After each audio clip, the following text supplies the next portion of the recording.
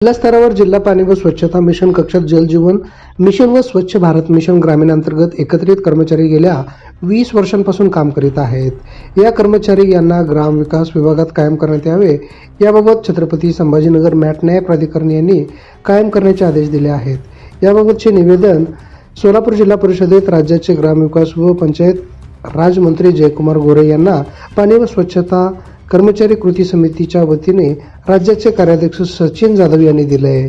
सोलापूर जिल्हा परिषदेत राज्याचे ग्रामविकास व पंचायत राज मंत्री नामदार जयकुमार गोरे यांनी मुख्यमंत्री समृद्ध पंचायत राज अभियानाच्या कामाचा आढावा घेण्यासाठी ते आले होते। या प्रसंगी अतिरिक्त मुख्य कार्यकारी अधिकारी संदीप कोहिनकर, उपमुख्य कार्यकारी अधिकारी स्मिता पाटील, पंचायत विभागाचे उपमुख्य कार्यकारी अधिकारी सूर्यकांत भुजबळ, उपमुख्य कार्यकारी अधिकारी अमोल जाधव, शंकर बंडगर, यशवंती दत्तुरे, दीपाली भटे, प्रतीक्षा गोडसे, सचिन सोनावणे, महादेव शिंदे, प्रशांत दबडे, आनंद मोची यांच्यासह अभियान कक्षातील कर्मचारी उपस्थित होते।